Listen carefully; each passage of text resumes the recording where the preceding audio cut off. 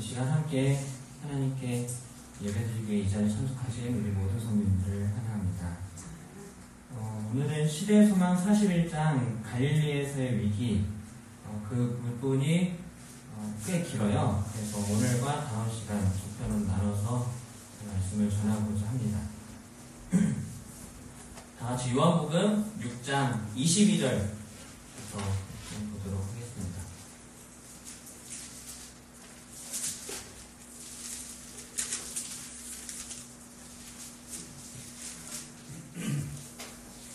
요한복음 6장 22절입니다.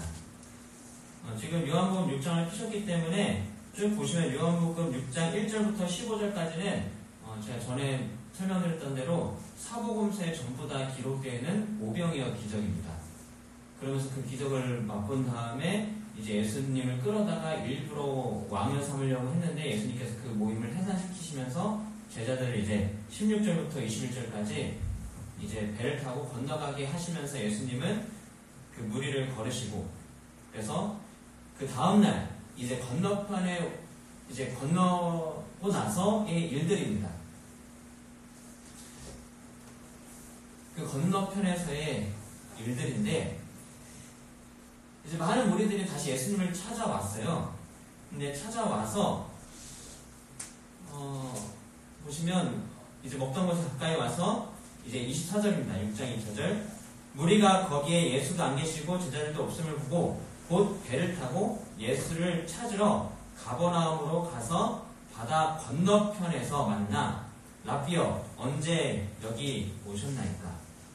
예수님을 따르고 찾아가는 참 열심이죠. 그런데 이 사람들이 왜 그렇게 열심히 따랐나? 26절부터 다 같이 읽어볼까요? 요한복음 6장 26절입니다. 다 같이 읽겠습니다. 시작.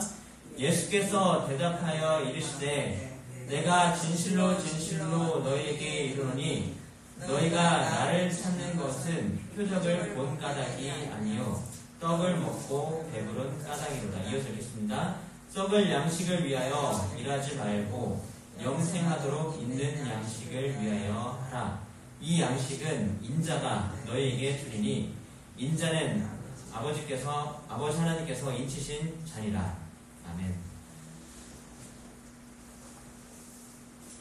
성도 여러분, 젊은 시절, 지금 말고요, 지금부터 한 30년, 40년 전 배고파 보셨습니까? 저는 이제 36살인데요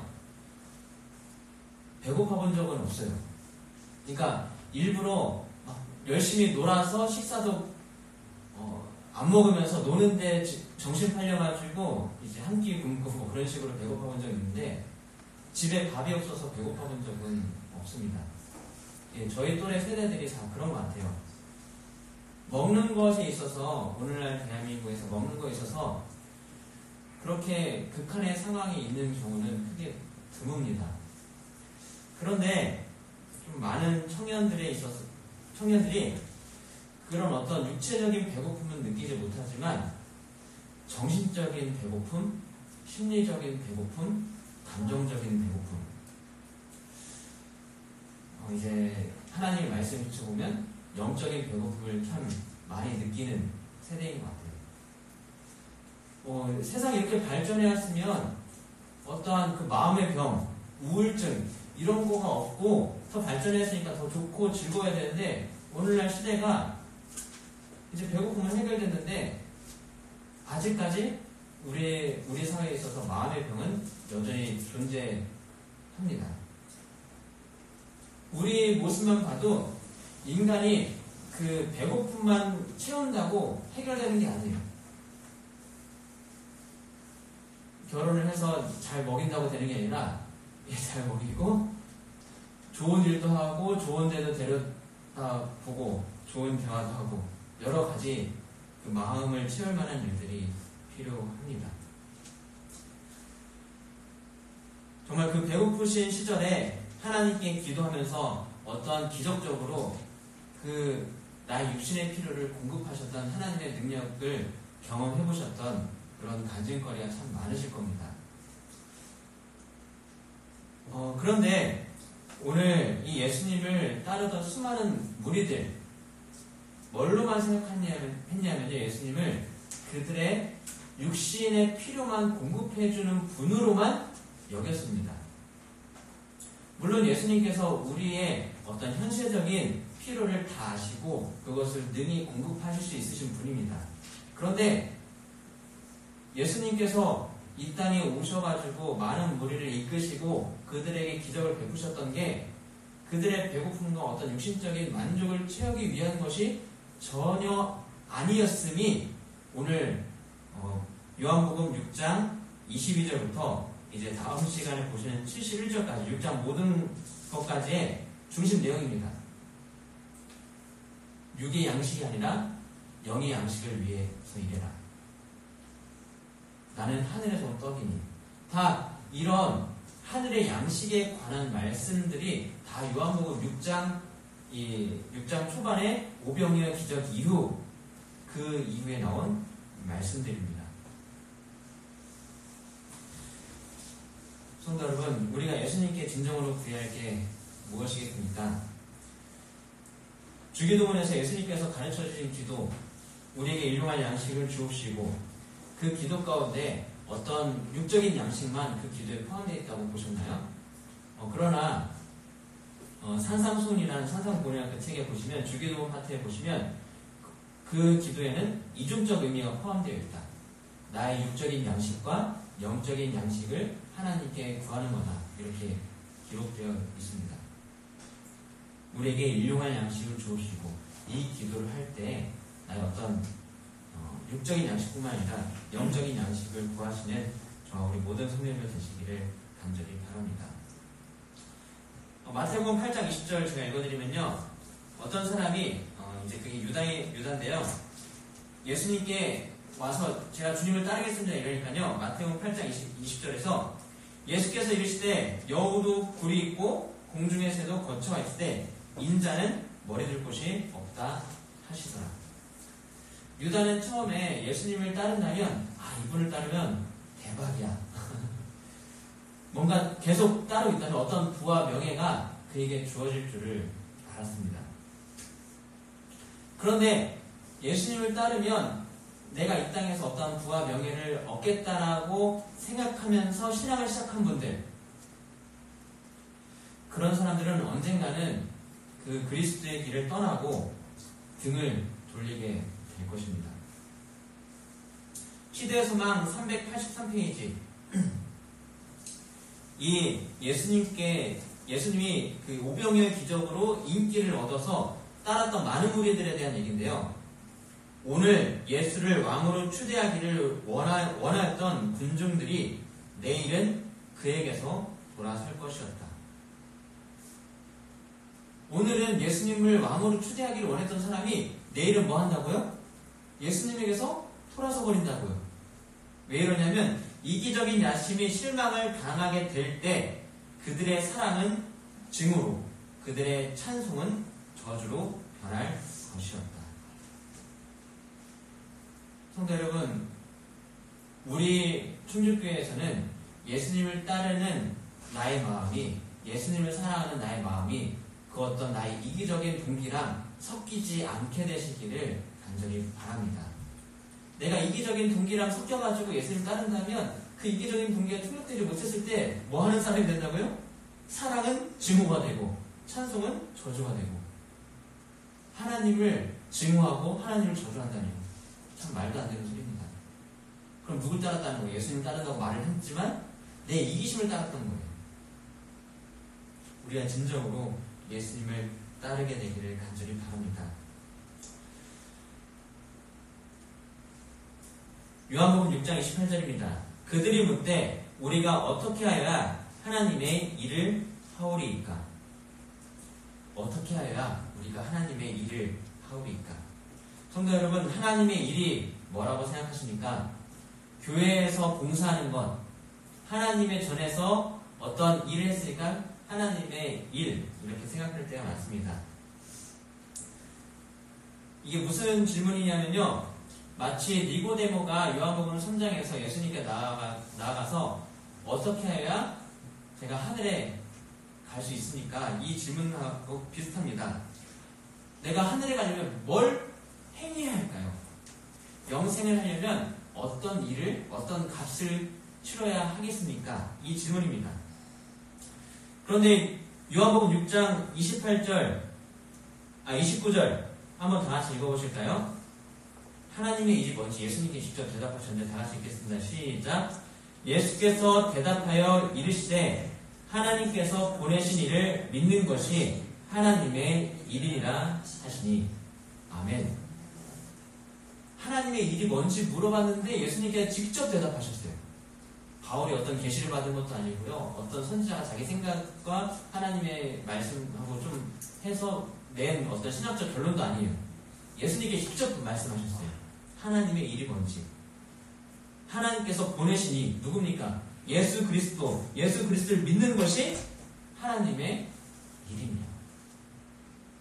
성도 여러분, 우리가 교회에서 봉사하면서 예수 그리스도를 믿지 않으면서 교회에서 봉사하면 하나님의 일이 아닙니다. 그러신 분은 없겠죠.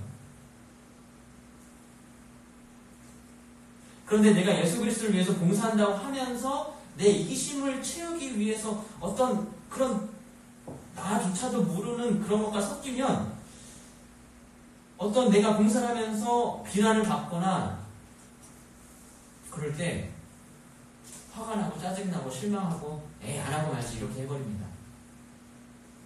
진정 하나님의 일은 예수님께서 말씀하시기를 하나님께서 보내시니 예수 그리스도를 믿는 것입니다. 성도 여러분, 우리 모두 하나님의 일을 하시는 저와 우리 모두가 되기를 간절히 바랍니다. 어떻게 하여야 하늘에 갈 수 있습니까? 하나님의 일이 뭡니까? 어떻게 해야 하늘을 갈 수 있습니까? 하늘의 일을 하면 된다. 하늘의 일은 하나님께서 보내신 자 예수 그리스도를 믿는 것이다.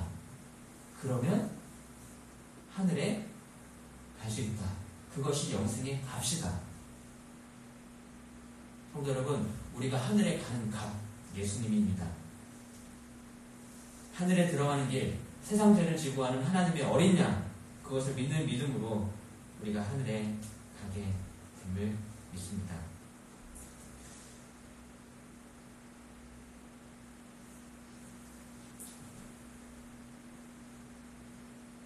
그런데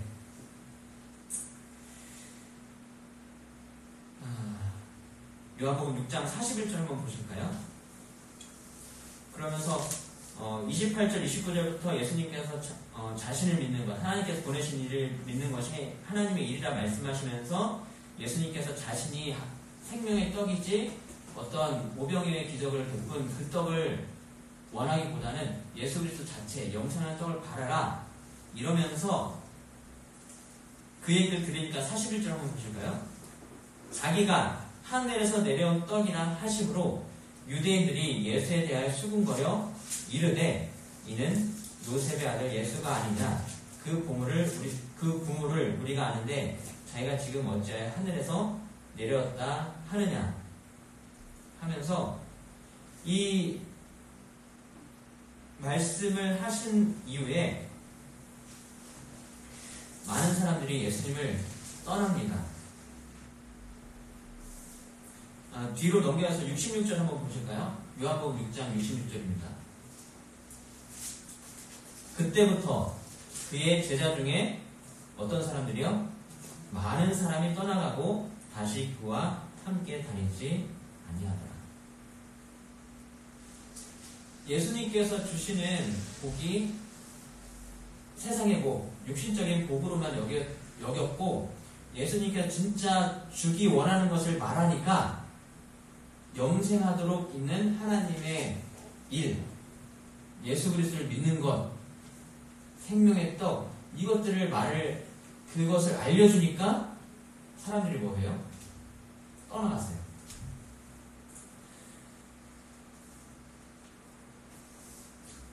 성도 여러분, 어쩌면 우리 마음 가운데 답답함이 있지만 우리 제7년식 예수재림교회가 사람이 많지 않은 이유가 이거랑 같은 이유가 아닐까 저는 생각을 해봅니다. 제가 충주 2016년에 처음 왔을 때 저희 외삼촌이 이제 70대 후반이신데 충주고를 나오셨어요.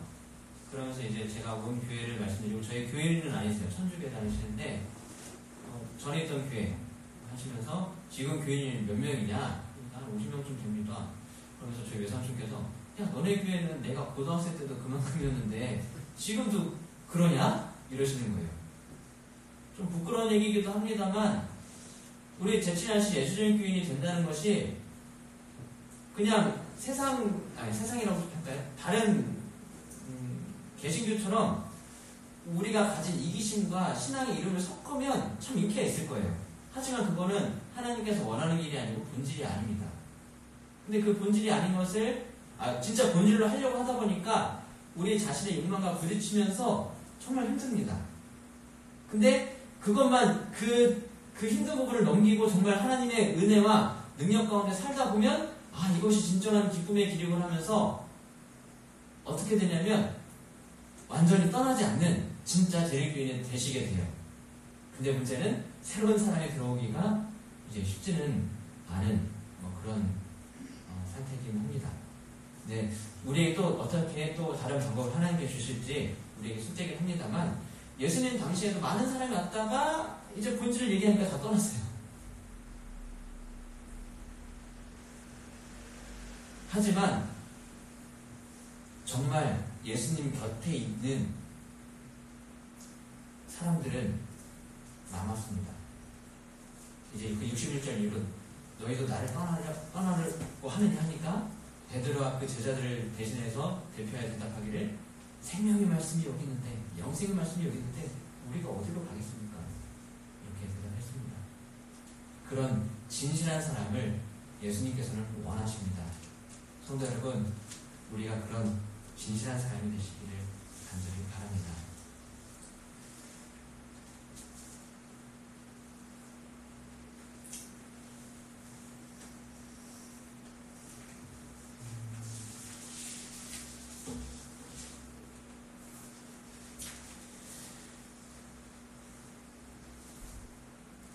오병이의 기적을 맛본 사람들이 이렇게 생각했습니다. 이런 큰 이적을 주실 수 있는 분이 왜 모든 백성에게 건강과 힘과 재물을 주시지 않을까? 할 수 있는데 왜 안 하시지? 그렇죠?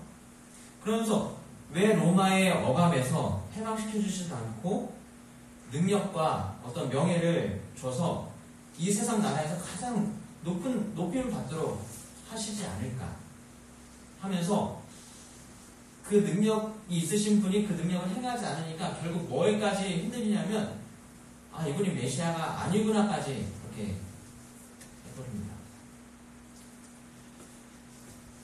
오늘 말씀과는 좀 빗나가는 얘기가 될 수도 있겠는데, 제가 지난 한 시기에 식사하다가 김영도 장님하고 좀 대화를 한 20분 정도 나눴던 것 같아요. 그 얘기 듣고 나서 그때부터 오늘까지 곰곰이 생각해서 몇 개를 더 만들어봤습니다. 김영도 장님 이런 얘기 해주시더라고요. 율법에서 사랑을 빼면 율법주의가 된다. 우리가 율법은 좋은 겁니다. 그런데 뭐뭐주의 이러면 그건 분명히 좋지 않은 거예요. 율법을 지킴으로써 구원을 받는다. 율법주의예요. 근데 율법에서 사랑을 뺐다. 하나님께서 나에게 명령하셨는데 그것이 하나님의 사랑은 잊은 채 그냥 하려고만 한다면 율법주의가 돼요. 율법에서 사랑을 빼니까. 그렇죠? 그러면 사랑에서 뭘 빼는 사람들이 많냐면요, 원칙을 빼요. 사랑은 원칙에 입각해서 사랑하는 겁니다. 그냥 감정적으로 사랑하고 내 기분에 따라 사랑하고 원칙에 따라 사랑하잖아요. 자녀를 키울 때 저는 아직 키워보지 않았지만 그 키우는 제 나이 또래의 다른 분들을 보면 한 분이 저보다 한 살이 많은데 그분이 정말 원칙을 갖고 아이를 키우고 있어요. 예언의신 입각해서 그렇게 하는데 그 아이가 조금 아직 어리숙하긴 하지만 참 잘 자라고 있는 걸 보게 됩니다. 원칙을 가지고 사랑하는 것. 근데 사랑에서 원칙을 빼면 값싼 사랑, 감상주의적 사랑이 됩니다. 그리고 하나님께서 우리를 구원하셨습니다. 복음이죠. 예수님을 믿으면 우리는 누구든지 영생함을 얻습니다. 복음입니다. 근데 그 복음에서 뭘 빼버리냐면요. 순종을 빼버려요. 순종. 복음은 좋다 이겁니다. 근데 그 하나님의 말씀을 따르는 순종을 빼버리면 그게 복음주의예요. 복음만 강조하는. 근데 우리 재림교회를 복음주의라고는 말을 하지만 정확히는 복음주의는 아닙니다. 복음에서 순종을 빼버립니다. 근데 또 이런 것도 있습니다. 성령의 역사입니다 라고 말을 하면서 그러면서 뭘 빼버리냐면요. 우리 사람을 빼버려요. 분명히 예언의 신과 그 다니엘이 있었던 그 부분을 보면 하나님의 능력과 인간의 노력이 결합했을 때 그때 어떤 신적인 능력이 발현된다 뭐 이런 표현이 있는데 하나님의 능력만을 강조하지 사람을 빼버리면 이상한 신앙의 모습이 됩니다. 그런데 지금 오늘 이 예수님의 그 기적만 바라던 사람, 그런 사람 어떤 사람이냐면요. 하나님께서 우리에게 축복을 주시죠. 근데 축복만 바라고 축복에서 뭘 빼버리냐면요. 고난을 빼버려요. 고난이 다가오면 이건 하나님께 주신 게 아니야 하면서 우리 삶에 있는 어떤 현실에 있는 어려움들을 그냥 회피해버립니다. 분명히 축복 가운데 우리 삶에 고난도 분명히 있습니다. 축복에서 고난을 빼버리고 그 남은 것들만 가지고 있는 신앙이 기복신앙이에요. 하나님 믿으면 복을 주고 어떤 우리의 인생이 잘 되는 것. 지금 이런 신앙의 모습을 보이고 있습니다. 하지만 예수님께서는 이런 거를 빼기를 원치 않으십니다. 한번 골로새서 2장 3절 한번 펴보실까요? 골로새서 2장 3절입니다.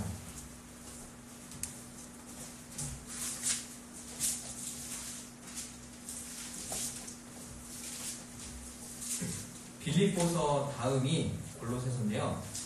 골로새서 2장 3절입니다. 다 같이 읽겠습니다. 시작. 그 안에는 지혜와 지식의 모든 보화가 감춰져 있느니라. 아멘. 예수님 안에는 모든 지혜와 지식, 모든 보화가 감춰져 있다라고 분명히 기록되어 있습니다. 율법에서 사랑을 빼지 마십시오. 다 더하십시오. 그게 예수님의 그 뜻 안에서 우리가 어떤 것을 일부러 빼려고 하지 마십시오. 그 안에 다 있는 율법도 있고 사랑도 있고 원칙도 있고 축복도 있고 고난도 있고 성령도 있고 사람도 있고 복음도 있고 순종도 있습니다. 어느 하나를 빼려고 하지 마십시오. 그런데 오늘 이 예수님께 다가온 많은 무리들은 자신들이 원하는 것만 예수님에게서 얻으려고 했습니다. 그런데 예수님께 다른 걸 얘기하니까 다른 거죠.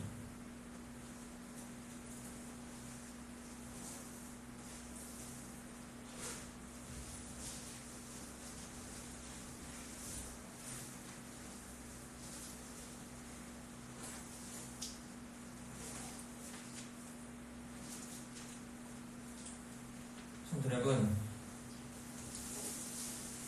우리가 영적인 깨달음, 어떤 영적인 지적인 부분에서는 교회에서 많이 배우고 말씀을 통해 배우는데 우리에게 주어진 몫이 있습니다. 그 아는 것을 정말 하나님의 성령의 도우심을 간구하면서 내 삶에서 적용하고 실천하려고 발버둥을 합니다.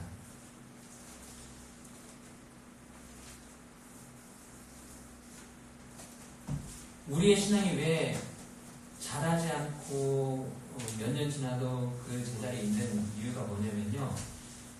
영적으로는 깨우쳐서 알고는 있지만 우리의 몸에 육적으로 실천하지 못하기 때문에 그러면서 어떤 내 현실의 삶과 하나님의 말씀에서 하는 그 명령이 괴리감이 느껴지니까 우리의 신앙의 모습이 점점 연약해지는 겁니다.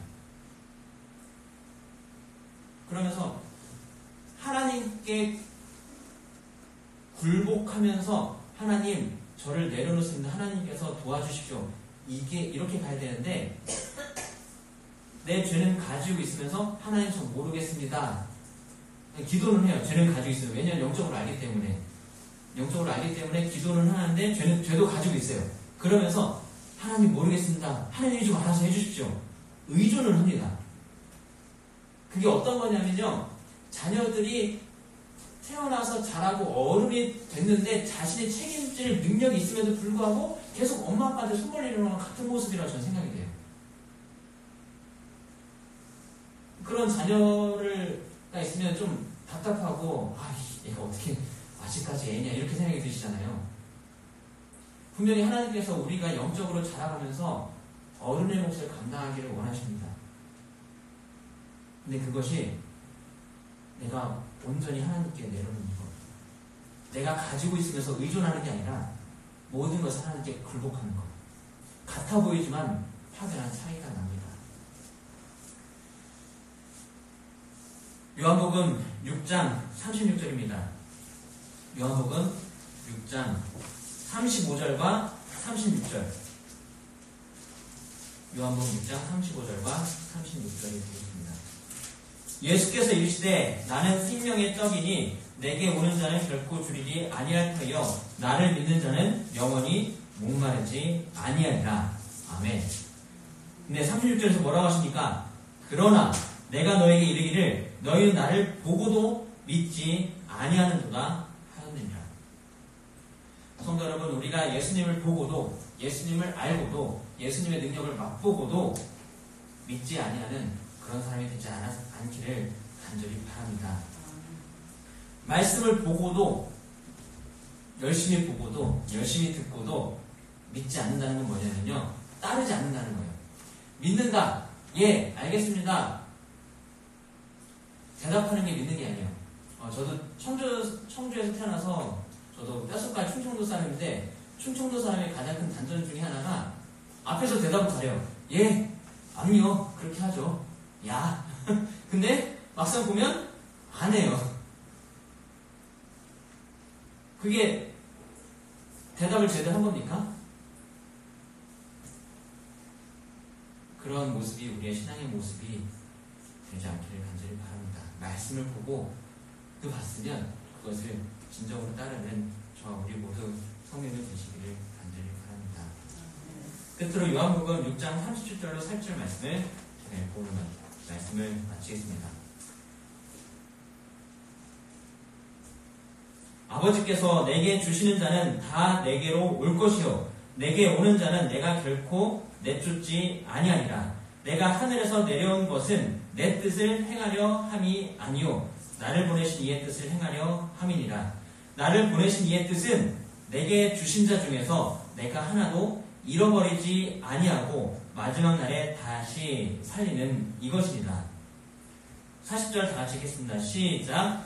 내 아버지의 뜻은 아들을 보고 믿는 자마다 영생을 얻는 이것이니 마지막 날에 내가 이를 다시 살리리라 하시리라. 아멘. 중국교회 모든 성도 여러분, 예수님께서 주시는 육신의平안을 강구하는 것이 아니라 주님께서 진정으로 주시기 위한 우리의 영적인 필요, 영적인 양식을 늘 항상 공급받으시면서 그 말씀대로 따라 살아가면서 우리가 이 예수님께서 바라시는 하나님의 일, 하나님 아버지의 뜻을 따르시는 저희 모든 성도들이 되시길 간절히 바라면서 말씀을 드리겠습니다.